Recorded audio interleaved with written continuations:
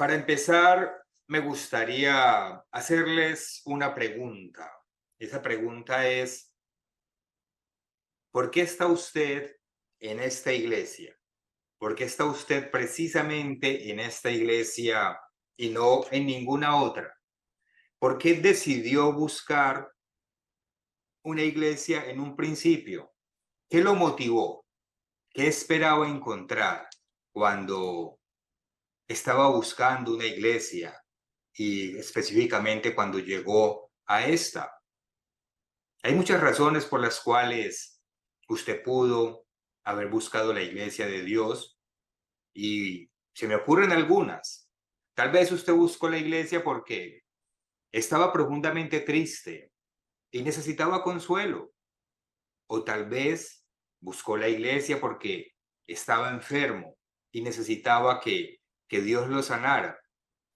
O tal vez tenía problemas económicos o problemas familiares, o tenía tal vez problemas con un hijo, o con su esposa, o con su esposo, y entonces necesitaba la guía y el consuelo de Dios para enfrentar correctamente estos problemas y hallar una solución. O tal vez necesitaba una respuesta a su propia existencia. Se sentía perdido y buscaba una guía para su vida. O simplemente buscaba un lugar donde compartir sanamente, donde fortalecerse y donde sentirse acompañado.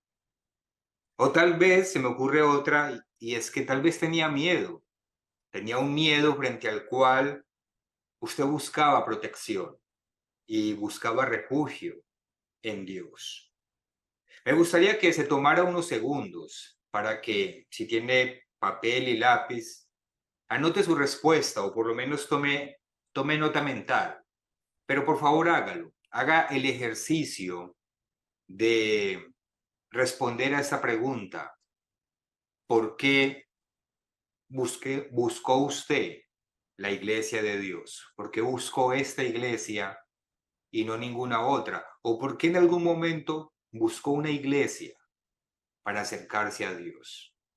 Yo estoy seguro de que si hace el ejercicio y lo anota, eso le va a servir para su meditación, le va a servir para su crecimiento espiritual.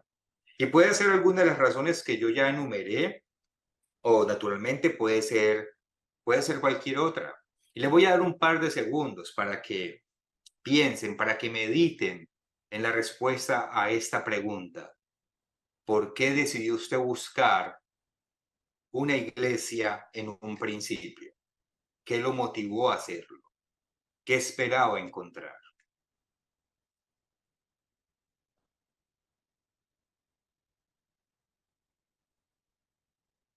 Todas las razones que mencioné hace un momento son razones muy válidas, son razones importantes, pero no pueden ser la razón fundamental por la cual usted está en la iglesia de Dios. Ahora, usted pudo anotar o tener una razón diferente a las que yo expresé y que puede ser la razón fundamental. Eso ya lo veremos, pero de las razones que yo mencioné, aunque son razones importantes, aunque son razones que son válidas para buscar la iglesia de Dios, no puede ser ninguna de esas la razón fundamental por la cual usted está en la verdadera iglesia de Dios y por la cual usted se mantiene en la iglesia de Dios. ¿Por qué? Porque si cualquiera de las razones que yo mencioné es su razón fundamental o principal para estar en la iglesia de Dios, entonces usted no va a perseverar en el tiempo. Usted no va a ser capaz de mantenerse en el tiempo, porque va a llegar un momento en el que usted se va a apartar, antes o después, tarde o temprano, pero lo hará. Me voy a explicar. Empecemos con el Evangelio de Lucas. Si me quieren acompañar, vamos a el Evangelio de Lucas en el capítulo 12. En Lucas, en el capítulo 12, y leamos el versículo 32 y veamos qué dice. Lucas 12:32 dice, no temáis, manada pequeña, porque a vuestro Padre le ha placido daros el reino. No temáis, manada pequeña, porque a vuestro Padre le ha placido daros el reino. Nuestro Maestro, nuestro Señor Jesucristo, llama a su pueblo manada pequeña. Sin embargo, si nosotros miramos el mundo que nos rodea, en nuestras ciudades, en nuestros países, todos vemos cientos y cientos de iglesias con miles y algunas de ellas incluso con millones de seguidores, con millones de miembros. Y eso es algo muy distinto a lo que leemos aquí en el versículo 32 de lo que es una manada pequeña. Las iglesias en el mundo tienen una o tal vez varias cosas que les resultan atractivas a millones de personas. Si bien cada vez hay más y más personas que dicen que no creen en la religión, lo cierto es que hay miles de millones de personas que sí creen todavía en la religión, que sí creen en Dios o en algún Dios. Solo lo que se llama, por ejemplo, el cristianismo tradicional, que abarca el catolicismo y abarca una gran cantidad de iglesias que se denominan evangélicas, tiene 2.400 millones de seguidores en el mundo. 2.400 millones de personas se consideran cristianas, creen en Cristo. De esos 2.400 millones, más de 1.300 millones son solamente católicos y los otros 1.100 millones de personas pertenecen a grupos evangélicos o a otras denominaciones que se consideran cristianas, que creen en Cristo, que creen en Jesús, que vino a la tierra como nuestro Salvador. Y así es como encontramos iglesias tal vez con 2, 3 o 4 millones de seguidores, o encontramos incluso a veces congregaciones de 30.000 o 40.000 personas cuando se juntan para eventos especiales. Yo sé que pasa en algunos países y aquí, por ejemplo, en los Estados Unidos, a veces se juntan con vemos algunas presentaciones de algunas mega iglesias y llenan un estadio, 40.000 personas juntas en esa iglesia o en esas congregaciones que se juntan para ese evento especial. El punto al que quiero llegar es que con esa cantidad de seguidores, estas iglesias llamadas cristianas están lejos de lo que significa la manada pequeña a la que se refirió nuestro Señor Jesucristo. Ahora bien, uno podría preguntarse, ¿por qué llegan tantas personas a esas iglesias? ¿Por qué son tan atractivas? Y el otro lado de la moneda es, ¿por qué llegan tan pocas personas a la iglesia de Dios? ¿Por qué llegó usted a la manada pequeña y no está en una de esas iglesias grandes que son tan atractivas para tantos miles o millones de personas? Para responder la primera pregunta de por qué llegan tantas personas a las iglesias en el mundo, permítanme, digamos que, incomodarlos un poco con el siguiente argumento, que les pido que presten atención. Aquí tengo un libro que se llama Desnudando el populismo. Es de Federico Dubischar. Este libro dice, él es un filósofo, y este libro dice en la página 105, ahí encontramos un subtítulo muy interesante. El subtítulo que hay aquí en la página 105 de este libro, Desnudando el populismo, dice, ignorantes o desesperados.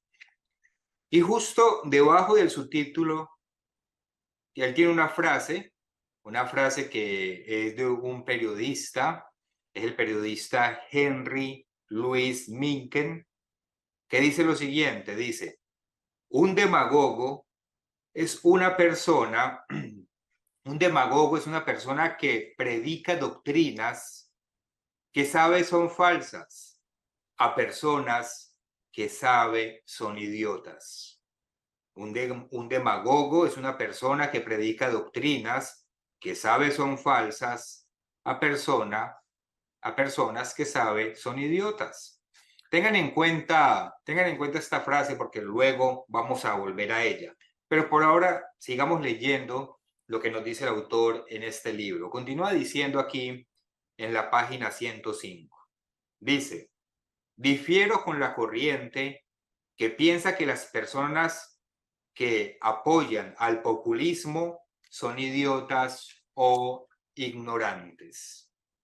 En mi opinión, dice el autor, no es la idiotez o la inteligencia, sino un rasgo psicológico ligado al miedo, llamado desesperación. Según la Real Academia de la Lengua, desesperación es la pérdida total de la esperanza, o sea, exactamente lo opuesto a la definición de populismo, que es un dador de esperanza. Por lo tanto, si ésta se pierde, un populista será el encargado de que renazca. Esa desesperación lleva a la gente, préstenle atención a esto, esa desesperación lleva a la gente a creer en soluciones no racionales. Por ejemplo, estoy seguro que si el más férreo ateo padeciera un cáncer terminal, le rezaría a algún tipo de Dios para que lo salve.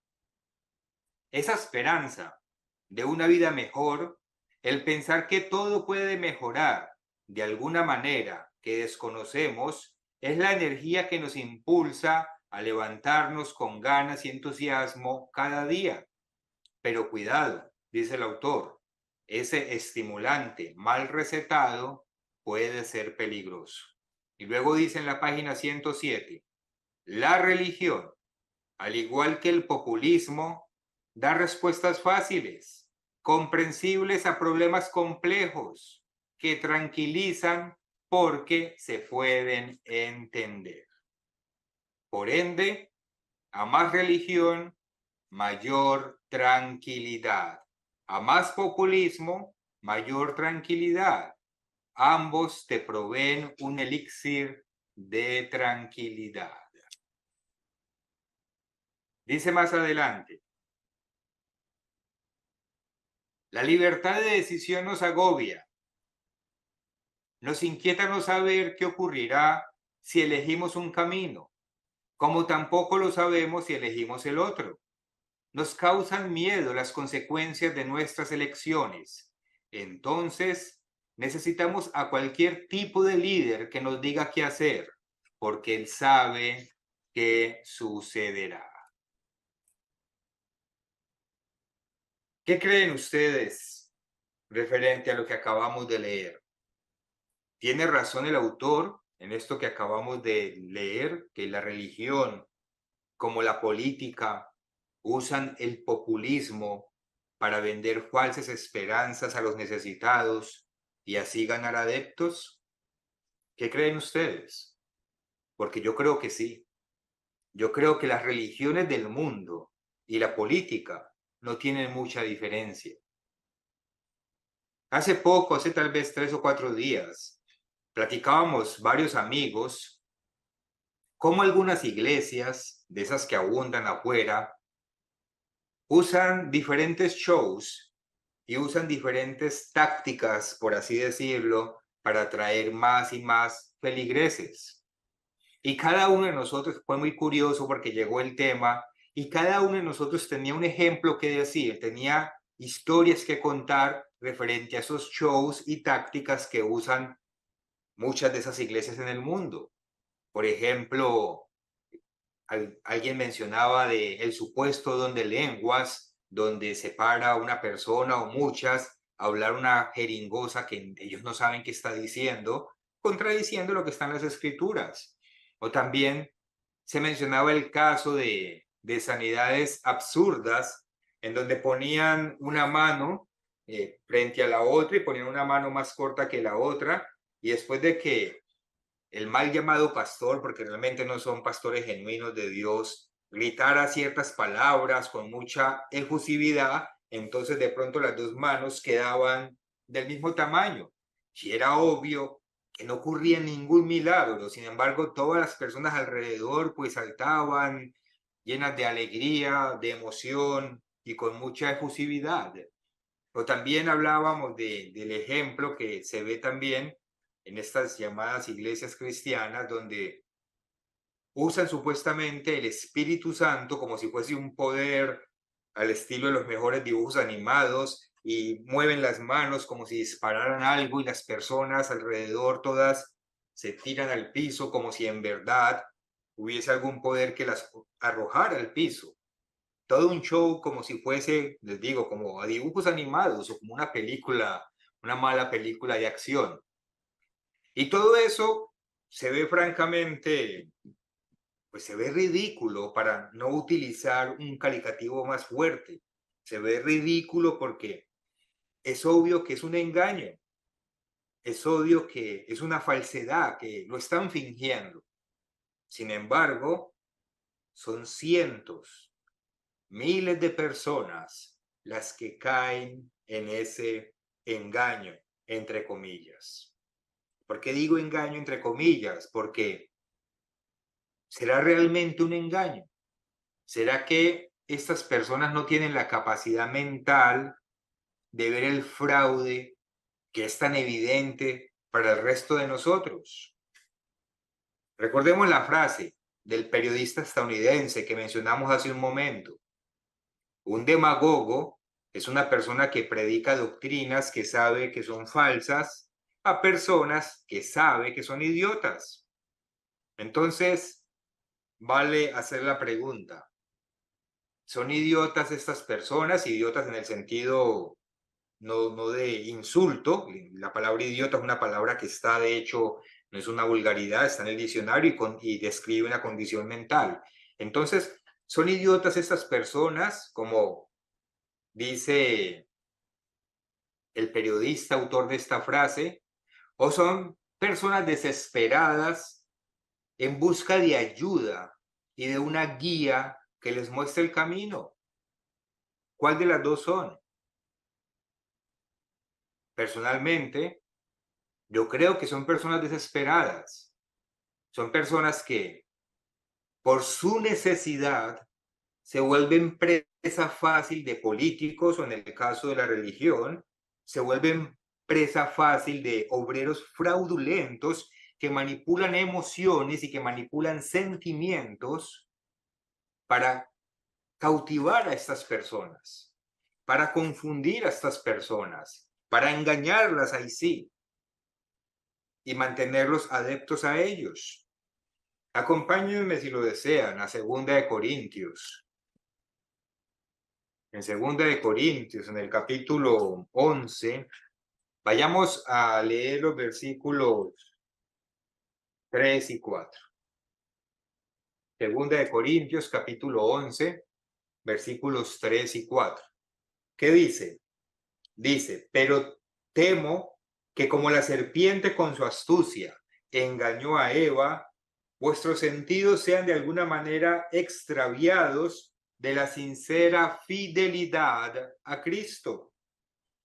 Porque si viene alguno predicando a otro Jesús que el que os hemos predicado, o si recibís otro espíritu que el que habéis recibido, u otro evangelio que el que habéis aceptado, bien lo toleráis.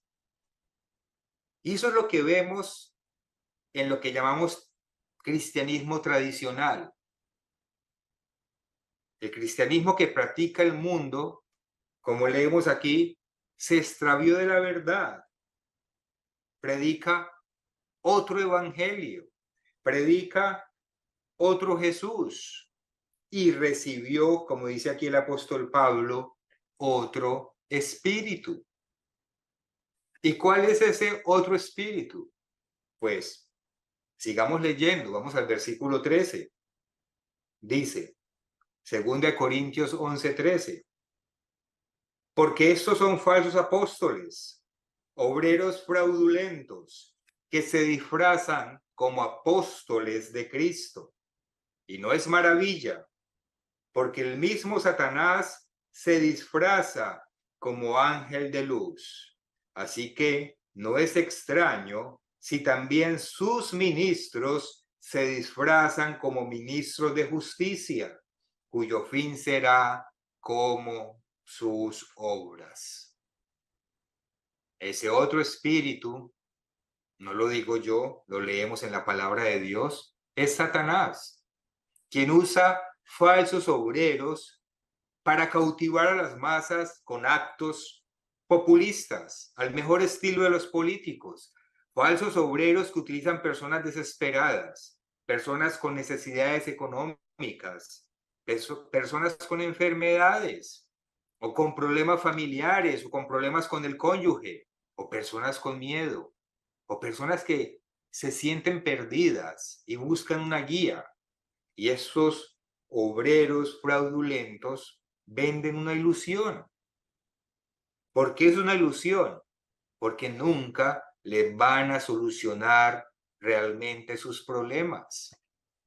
Y la verdad es que tampoco les conviene solucionarles las necesidades o los problemas a las personas. ¿Por qué? Porque el día en que lo hagan, ese día pierden sus feligreses, pierden sus seguidores porque ya no los van a necesitar.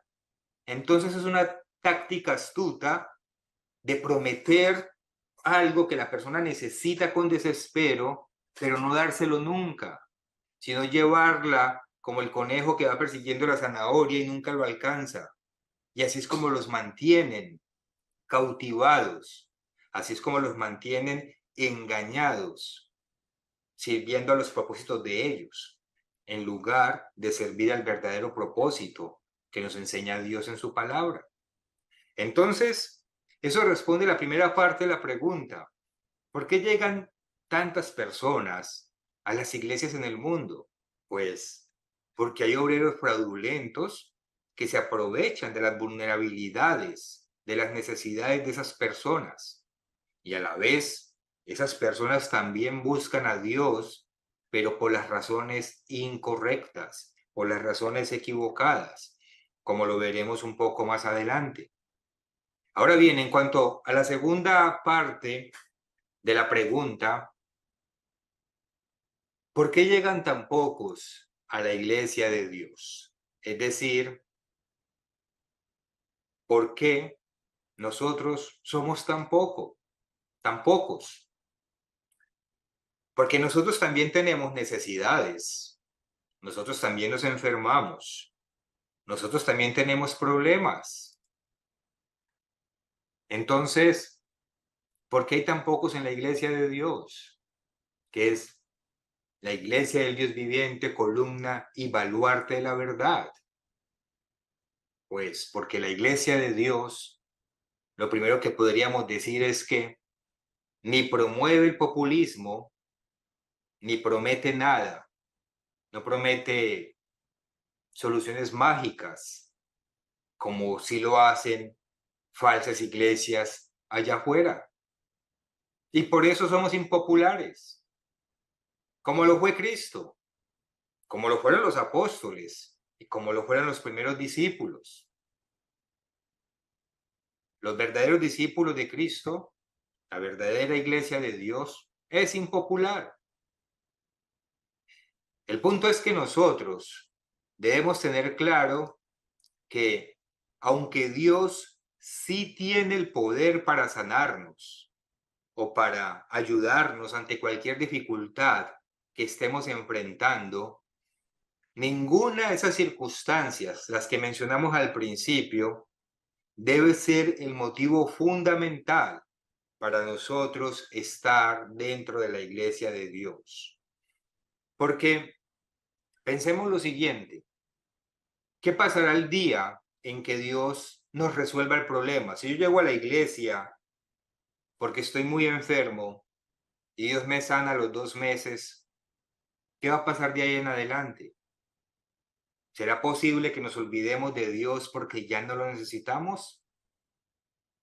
Yo recuerdo una historia que me contaron aquí un ministro en la sede, de los de la época del señor Armstrong, y él nos contaba, de hecho fue el señor Weston, nos contaba que las personas, aunque reciban un milagro de parte de Dios, no por ese hecho se quedan dentro del pueblo de Dios. Y él nos contaba de un milagro muy patente que sucedió en la época del señor Armstrong, en el que una persona inválida, un paralítico, se levantó y caminó. Dios lo sanó. Y esa persona duró 3, 4 meses más en la iglesia y luego se olvidó de Dios. Eso tiende a pasarnos cuando no tenemos clara la causa por la cual debemos permanecer dentro del pueblo de Dios. ¿Qué pasa el día que Dios nos resuelva el problema si esa es la parte fundamental por la cual llegamos a su iglesia? Nos olvidaremos de Él porque ya no lo necesitamos. Esa es la tendencia de la naturaleza humana. Eso fue parte del pecado del antiguo pueblo de Israel, cuando se sentía rico y seguro y protegido y cada uno tenía su villa y su tierra, se empezaron a olvidar de Dios, hasta que los invadían, se acordaban de Dios y otra vez cuando se sentían seguros, Dios los salvaba y otra vez cuando se sentían seguros, volvían y se olvidaban de Dios. O caso contrario, si nosotros llegamos, buscamos a Dios por alguna de las razones que enumeramos al principio, ¿qué pasa si el tiempo transcurre y transcurre y transcurre y Dios no decide ayudarnos aún de cualquiera que sea la situación que estemos viviendo? ¿Qué pasa si Dios dice, como le dijo por ejemplo el apóstol Pablo, bástate mi gracia? Si Dios dice, no te voy a sanar por ahora o no te voy a resolver el problema que tienes. ¿Qué pasa en ese evento? ¿Nos vamos a desanimar? ¿Vamos a perder la fe en Dios? ¿O vamos a pensar que no estamos en la iglesia verdadera porque el milagro que llegamos buscando no sucede en nuestra vida? Porque la solución que llegamos buscando no sucede en nuestra vida. Entonces, por eso es importante tener clara la razón por la cual estamos en esta iglesia, en la verdadera iglesia de Dios, en el pueblo de Dios. Porque nosotros sí tenemos las mismas necesidades que tienen las demás personas. Nosotros también necesitamos consuelo, también necesitamos guía, también necesitamos sanidad, también necesitamos que nos ayude con problemas con la familia, con los hijos, con los hermanos, en el trabajo, etcétera, etcétera. Sin embargo, estamos aquí en la iglesia de Dios que nos dice que Dios no promete esa sanidad instantánea. ¿Por qué estamos entonces en esta iglesia? ¿Por qué estamos en una iglesia que no promete soluciones mágicas a todos los problemas como si lo hacen las demás? ¿Será porque somos muy inteligentes, más que las demás personas, y entonces detectamos los engaños que manejan y que manipulan estos mal llamados pastores que usan las necesidades de las personas para traer feligreses? ¿Será que nosotros tuvimos la capacidad en un principio de detectar que eso es un engaño y por eso no estamos allá? Vamos a Primera de Corintios en el capítulo 1. Primera de Corintios capítulo 1 y leamos a partir del versículo 26. Dice, pues mira hermanos vuestra vocación, que no sois muchos sabios según la carne, ni muchos poderosos, ni muchos nobles, sino que lo necio del mundo escogió Dios para avergonzar a los sabios, y lo débil del mundo escogió Dios para avergonzar a lo fuerte, y lo vil del mundo, y lo menospreciado escogió Dios, y lo que no es, para deshacer lo que es, a fin de que nadie se jacte en su presencia. Entonces, claramente no somos ni mejores, ni somos más inteligentes, ni somos más sabios, ni somos más astutos que las demás personas que están allá afuera en otras iglesias. De la razón por la que estamos aquí y no allá, no es por eso, no es porque seamos mejores, ni más inteligentes. Volvemos a repetir la pregunta. Entonces, ¿por qué llegamos a la iglesia de Dios que es tan pequeña, que es tan impopular?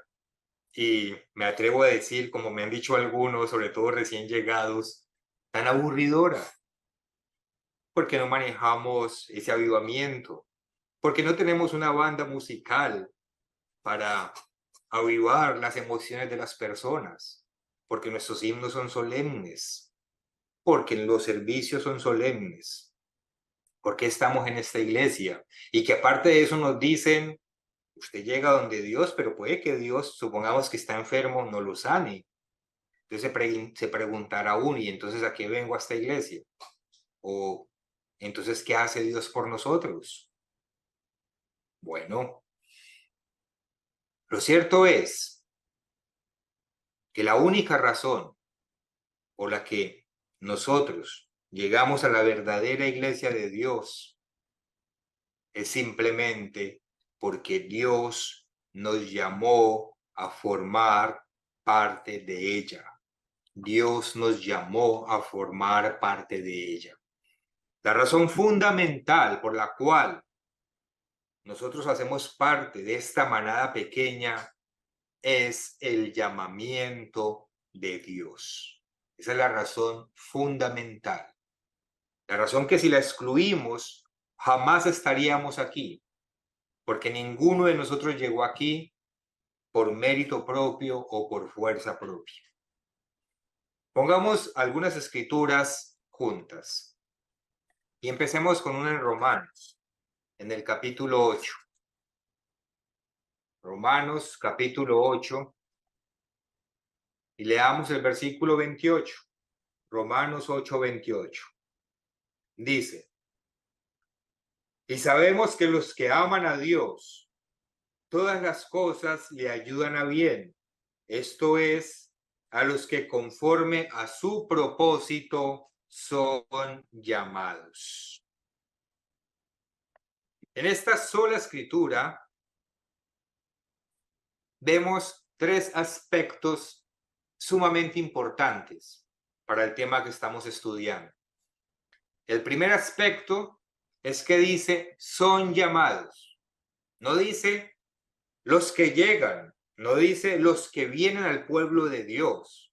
Dice son llamados, indicando que para estar en el pueblo de Dios debe haber un llamamiento de parte de Dios primeramente. Eso es lo primero. Otro segundo aspecto que se puede derivar de este solo versículo, de esta escritura, es que dice, conforme a su propósito son llamados. Es decir, Dios nos llama para un propósito que Él tiene con nosotros. Un propósito que Él tiene con nosotros. Debemos entender que nosotros estamos en la iglesia de Dios, columna y baluarte de la verdad, en esa manada pequeña, no buscando nuestros propios propósitos, no buscando nuestros propios intereses, que pueden ser legítimos. Buscar la sanidad es un interés legítimo. Buscar guía de Dios ante un problema, claro que es un interés legítimo. Pero eso no puede ser la razón principal. Nosotros tenemos que entender que estamos en la iglesia y buscando primeramente el propósito de Dios. Y eso hay que tenerlo claro. Y el tercer aspecto de esta misma escritura, aquí en Romanos 8:28, es que dice, todas las cosas les ayudan a bien. ¿A quiénes? A los que son llamados por Dios, indicando que todo lo que nos sucede como parte de la iglesia de Dios es para nuestro crecimiento. Entonces tengamos esta escritura en mente y vayamos a otra más en 2 de Timoteo, en el capítulo 1. 2 de Timoteo, capítulo 1.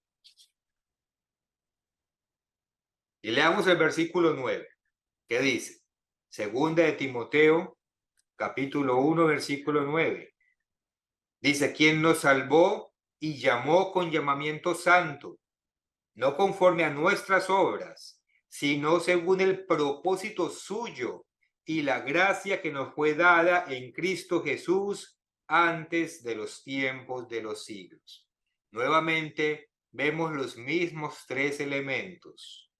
Un llamamiento de parte de Dios, un propósito que Dios tiene para nosotros y para habernos llamado, y también que eso va a repercutir en nuestro beneficio, porque habla de su gracia, de ese perdón que nos posibilita recibir todo lo que Dios nos promete. Un llamamiento, un propósito de Dios, todo para nuestro beneficio de acuerdo a la misericordia de Dios. Y ahora vayamos a Hebreos en el capítulo 9. Hebreos capítulo 9. Y leamos el versículo 15. Las dos escrituras que ya leímos, ténganlas en mente, más esta, Hebreos 9:15.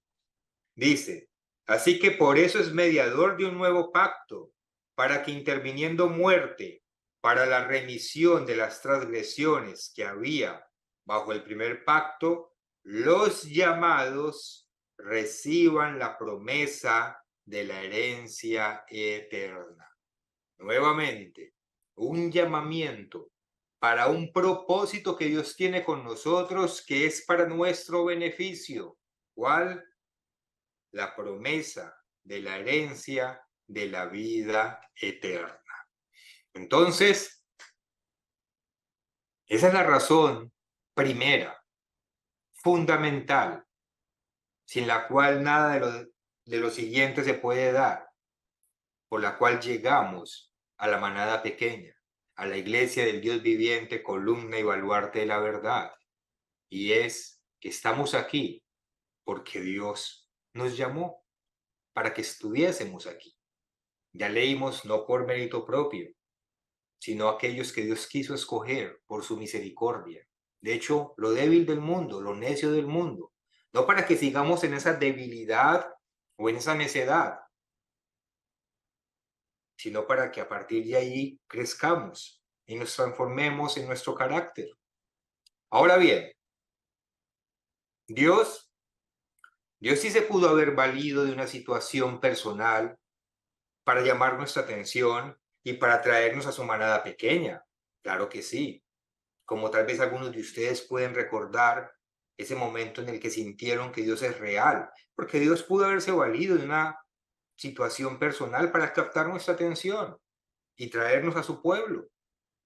Pero Él quiere que entendamos que esa situación personal, específica, esa necesidad o ese problema en el que nos encontráramos, no es la razón por la que nos llamó.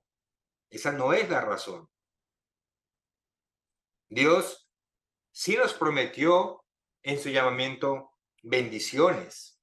Él sí nos prometió en su llamamiento bendiciones. Él sí nos prometió protección. Él sí nos prometió sanidad, paz y seguridad.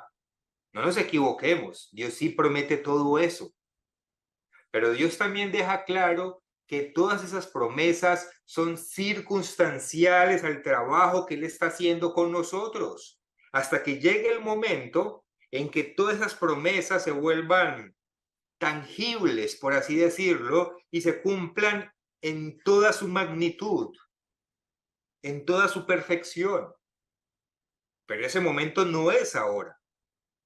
Ese momento no es en esta vida, sino que el momento en el que todas las bendiciones se van a dar de manera simultánea y completa será en el reino de Dios.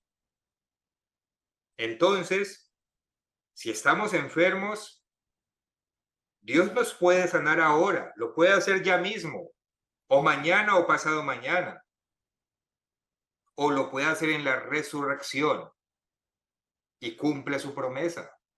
¿Depende de qué? De su propósito con nosotros, porque Dios nos llamó para su propósito. Dios nos puede dar bendiciones físicas ahora, si estamos en alguna situación económica difícil, Él nos puede ayudar y bendecirnos ampliamente ahora, o mañana, o pasado mañana, o en la resurrección, cuando heredemos todas las cosas. ¿De qué va a depender? De su propósito. Dios nos puede ayudar en una situación familiar ahora, o mañana, o pasado mañana, o en la resurrección, tal vez en el juicio del gran trono blanco, si ese familiar no es llamado.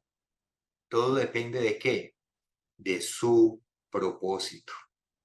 Es por eso que la razón fundamental para llegar a la verdadera iglesia de Dios, a esta manada pequeña, es el llamamiento.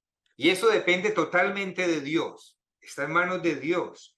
Pero la permanencia en el tiempo, en esta iglesia de Dios, en esta manada pequeña, la permanencia tiene un alto porcentaje que depende de cada uno de nosotros. Porque una vez que somos llamados, tenemos que perseverar, debemos permanecer. Y esa permanencia solamente es posible entendiendo la razón fundamental del llamamiento, que como dijimos, esa razón fundamental no era una necesidad o sanarnos de una enfermedad o resolvernos un problema específico que estemos viviendo, que hayamos vivido, sino que la razón fundamental para la cual Dios nos llamó es para que abracemos el verdadero amor. Y abrazar el verdadero amor no es otra cosa más que entender con todo nuestro razonamiento que la ley de Dios es la única alternativa para una vida pacífica, misericordiosa, respetuosa y gozosa en compañía de nuestros semejantes y desear vivir ese estilo de vida desde lo más profundo de nuestro corazón. A eso me refiero con abrazar el amor de Dios, el verdadero amor. Entender con pleno razonamiento que la ley de Dios es el único camino para la mejor de las vidas y desear desde lo más profundo de nuestro corazón vivir esa clase de vida.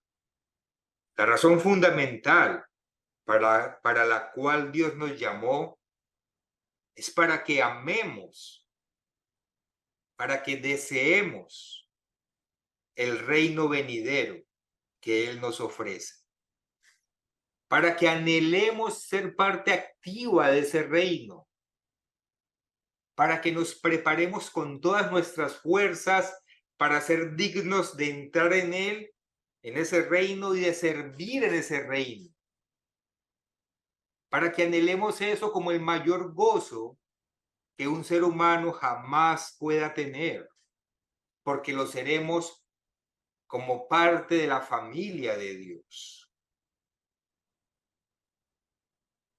Y eso nos debe llevar a vencer cualquier situación física, material que ahora estemos viviendo, teniendo la mirada en ese reino.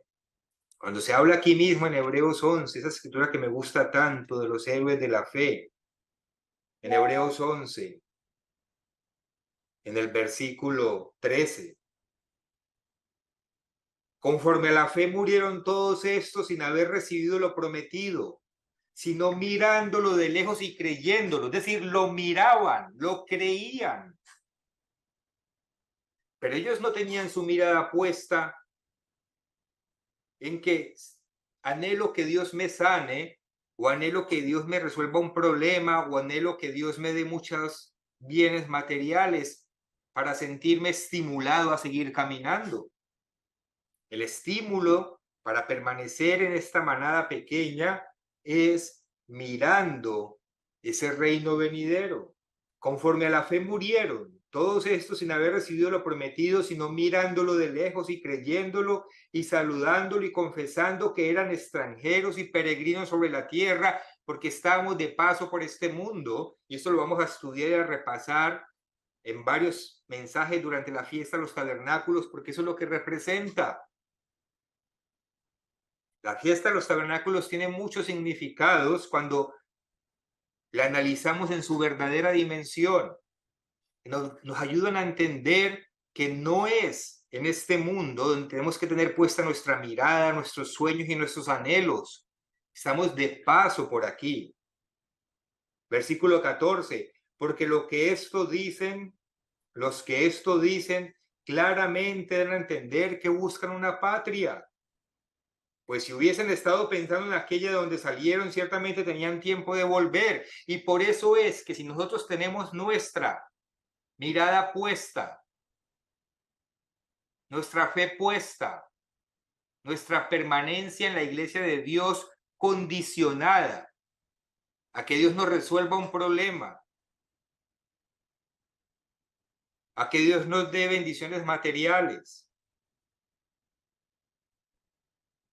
o a que Dios incluso nos dé sanidad.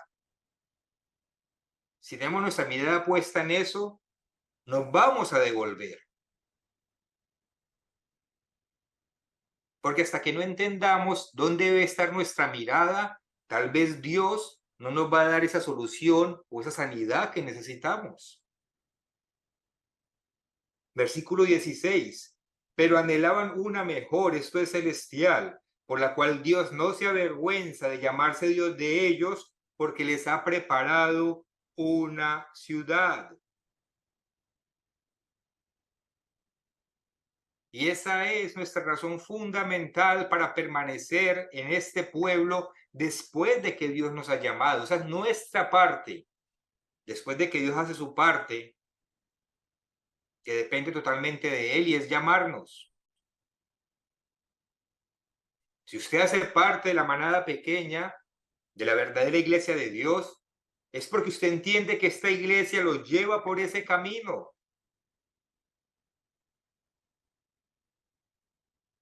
No porque le estamos vendiendo ilusiones, sino la verdad que nos dice que Dios sí nos sana, pero que todo depende del propósito que Él tenga con nosotros, que nos dice que Dios sí nos ayuda, pero que depende del propósito que Él tenga con nosotros. Entonces, si estamos en la iglesia de Dios, es porque entendemos que la iglesia de Dios nos lleva por este camino. Porque si queremos recibir consuelo barato, allá afuera hay mucho consuelo barato. En internet hay miles de personas que se dedican a hablar bonito, pero que son palabras sin contenido. Entendemos que la verdadera iglesia de Dios es la que nos lleva por el camino, guiada por la cabeza que es Jesucristo, hasta ese reino venidero. Y también entendemos que este camino tiene bendiciones que podemos recibir ya ahora mismo, pero también tenemos que entender que hay pruebas que superar en este camino. También entendemos que este camino involucra sacrificios. Entendemos que es un camino que no tiene como prioridad satisfacer nuestros deseos o necesidades, sino que la prioridad de este camino al que nos llamó Dios y que se cumple mediante ese pueblo, perteneciendo a ese pueblo especial, la prioridad no es satisfacer nuestros deseos o necesidades, sino que es desarrollar el carácter de Dios en nosotros para estar a la altura de la familia de Dios y así poder entrar en su reino. Es eso lo que debemos buscar cuando estamos en la iglesia de Dios. Es por eso que estamos en esta iglesia. Que a veces nos dicen cosas que no queremos oír, pero que son necesarias porque estamos aquí no para complacernos a nosotros, sino para cumplir el propósito que Dios tenga en nosotros. Leímos ahora en Lucas que Cristo nos llama manada pequeña, Pero esa misma escritura continúa diciendo lo siguiente. Volvamos allá al capítulo 12 de Lucas. Lucas capítulo 12. Y volvamos a leer desde el versículo 32. No temáis, manada pequeña, porque a vuestro Padre le ha placido daros el reino. Vended lo que poseéis y dad limosna. Haceos bolsas que no se envejezcan, tesoros en los cielos que no se agote, donde ladrón no llega ni polilla destruye. Dios no nos está diciendo aquí, vaya y venda su casa y regale lo que tiene. Nos está diciendo es, ¿dónde tiene su prioridad? ¿Qué es lo que usted está buscando? Versículo 34. Porque donde está vuestro tesoro, allí estará también vuestro corazón. Como la manada pequeña que somos, ¿cuál es el tesoro que más anhela nuestro corazón? ¿Hacer millones? ¿Tener muchas tierras? Que desear bienestar tampoco está mal, no me malinterpreten. Nada de muchas de las cosas que deseamos no es que estén mal, y muchas son necesidades. El punto es que eso que es material no puede convertirse en nuestro más anhelado tesoro, porque ahí pondremos nuestro corazón. Si lo que más anhela nuestro corazón son bienes físicos y carnales, pues no hay mucha forma o no hay manera de que duremos mucho en este camino, porque nuestra perseverancia no puede depender ni de riquezas materiales, ni de nada material, ni de cuán sanos estemos, ni de qué tan resueltos tengamos los problemas. Claro que le pedimos a Dios que nos ayude. Claro que le pedimos a Dios que nos sane si estamos enfermos. Claro que le pedimos a Dios guía y dirección. Hay que hacerlo. Es obligatorio hacerlo. El punto al que me estoy refiriendo es de la respuesta de Dios a esas necesidades. No puede depender nuestra fe. No puede depender nuestra perseverancia. No puede depender nuestro ánimo, porque todo eso es circunstancial mientras caminamos a nuestra meta.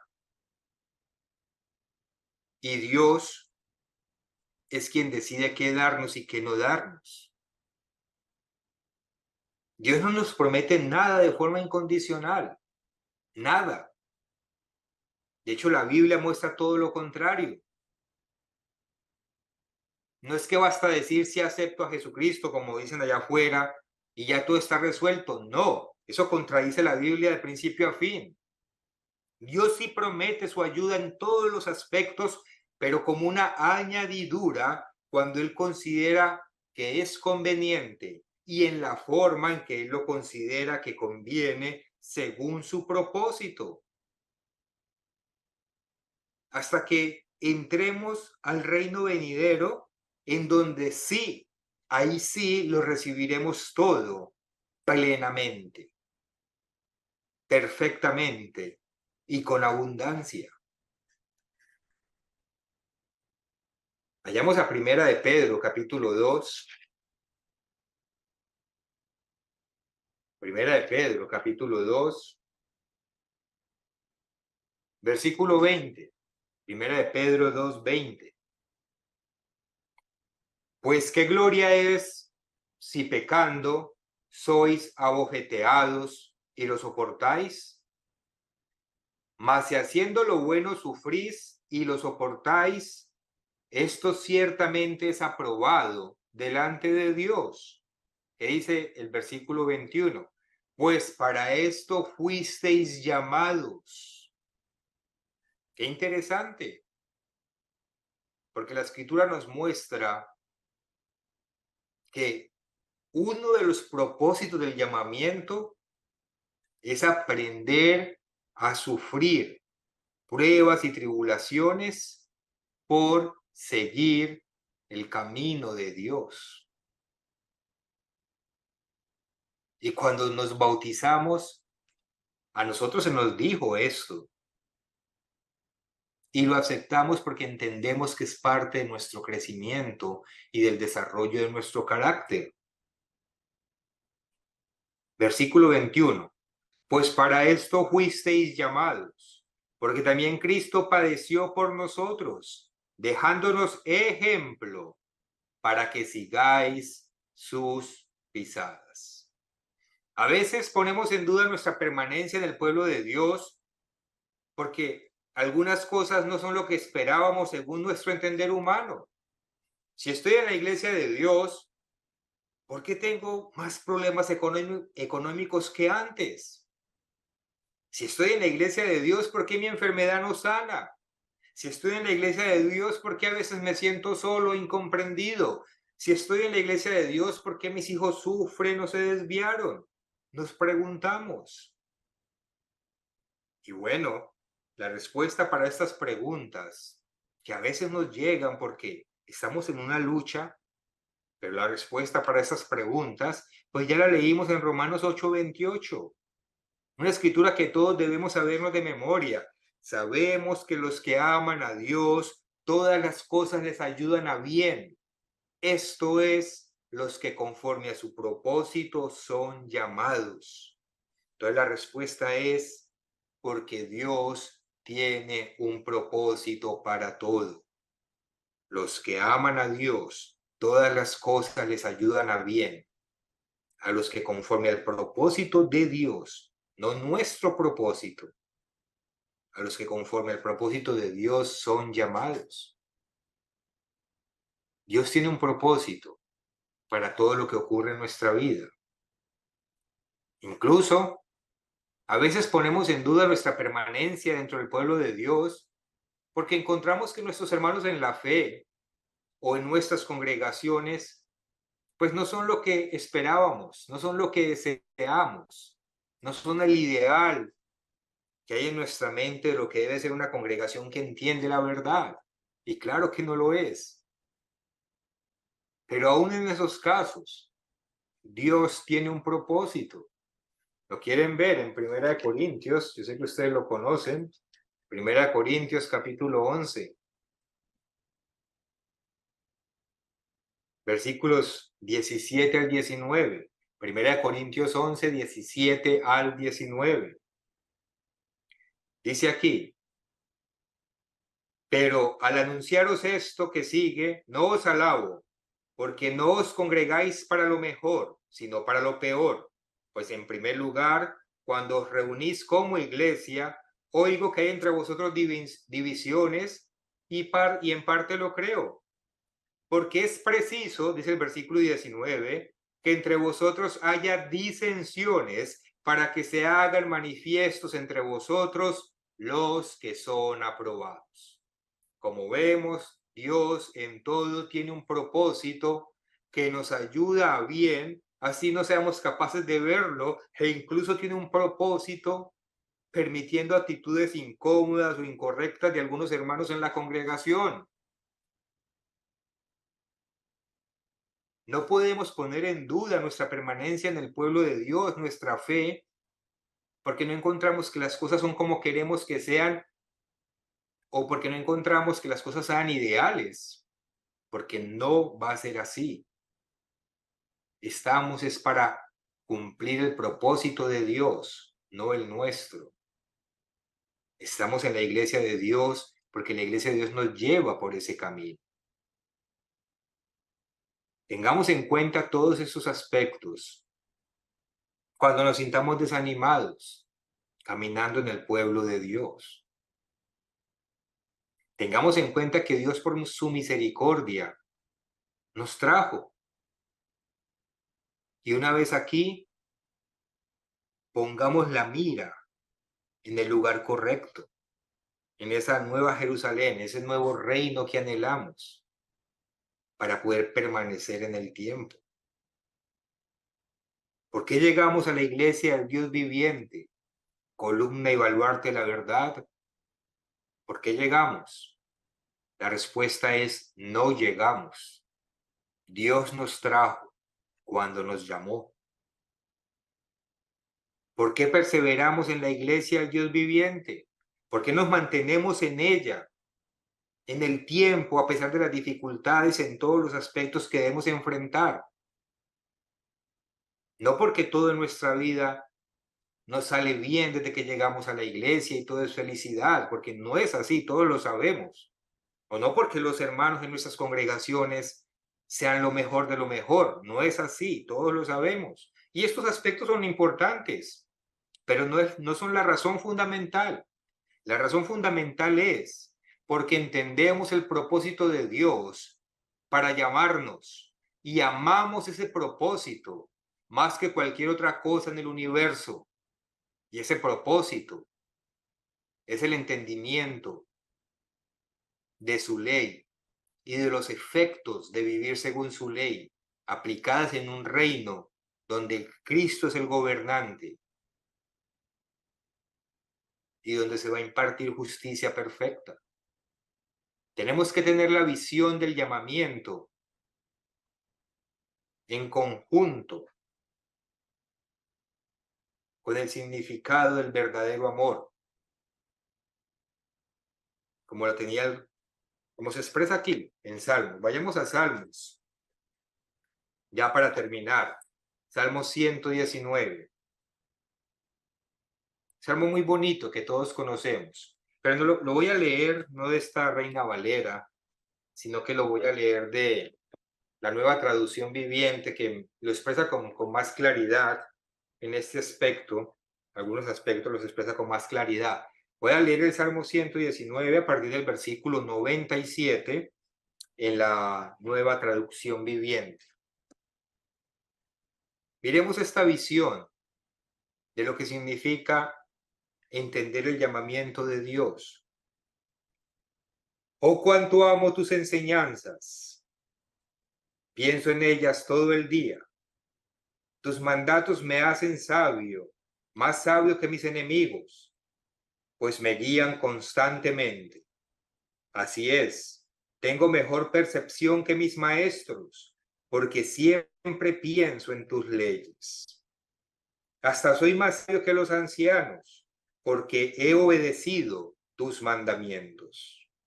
Me negué a andar por cualquier mal camino, a fin de permanecer obediente a tu palabra. Versículo 102.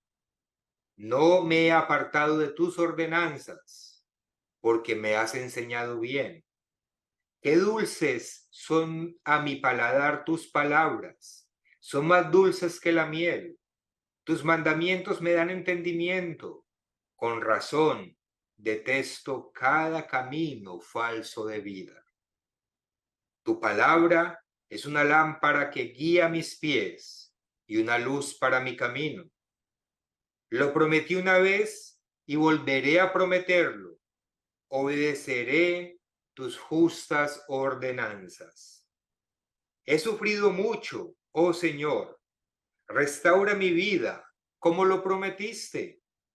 Señor, acepta mi ofrenda de alabanza y enséñame tus ordenanzas. Mi vida pende de un hilo constantemente, pero no dejaré de obedecer tus enseñanzas. Ven que la visión no está puesta en que Dios lo sane o no lo sane, en que los enemigos no lo persigan o lo persigan. La visión está puesta en la obediencia a la ley de Dios como parte de ese crecimiento y preparación que nos lleva a desarrollar el carácter para entrar a un reino en donde esta ley se aplica de manera universal. Esa es nuestra visión. Esa es la razón por la que estamos aquí, aprendiendo esta clase de obediencia, amando la ley de Dios como realmente se debe amar. Versículo 107. He sufrido, Señor, restaura mi vida como lo prometiste. Señor, acepta mi ofrenda de alabanza y enséñame tus ordenanzas. Mi vida pende de un hilo constantemente, pero no dejaré de obedecer tus enseñanzas. Los malvados me han tendido sus trampas, pero no me apartaré de tus mandamientos. Versículo 111. Tus leyes son mi tesoro, son el deleite de mi corazón. En donde esté nuestro tesoro, estará nuestro corazón, nos dijo Cristo cuando nos dijo, no temáis, manada pequeña. Si nosotros tenemos la perspectiva correcta, que es amar la ley de Dios de esta forma, por todo lo que ello implica, nosotros seremos capaces de permanecer en el camino, permanecer en el pueblo de Dios, sin permitir que Satanás nos arrebate de él por cualquier detalle pequeño aquí o allá, por cualquier padecimiento que estemos sufriendo, que a veces son fuertes. Nadie discute eso. Pero teniendo la mirada puesta en el lugar correcto, sabemos que todo eso va a ser pasajero. Y sabemos que lo estamos viviendo porque Dios tiene un propósito que a veces nos cuesta ver, pero Dios lo tiene muy claro. Versículo 111. Tus leyes son mi tesoro, son el deleite de mi corazón. Estoy decidido a obedecer tus decretos hasta el final. Dice el versículo 112 del Salmo 119 en la Nueva Traducción Viviente. Estoy decidido a obedecer tus decretos hasta el final. Solamente amando la ley de Dios de esta manera, sin importar qué, y estando decididos a obedecer esta ley hasta el final, podremos permanecer fieles al llamamiento dentro del verdadero pueblo de Dios, siendo parte de la manada pequeña. Solamente así podremos mantenernos en el tiempo, aunque seamos impopulares. Esos poquitos que Dios llame, podremos estar preparados para recibir a Cristo en las nubes en su regreso. Y los dejo con 2 de Tesalonicenses, en el capítulo 1 y versículo 11. 2 de Tesalonicenses 1:11, que dice: oramos siempre por vosotros, para que nuestro Dios os tenga por dignos de su llamamiento y cumpla todo propósito de bondad y toda obra de fe con su poder. Estamos siguiendo los propósitos de Dios. Los nuestros, Dios los concederá como añadidura, según su voluntad.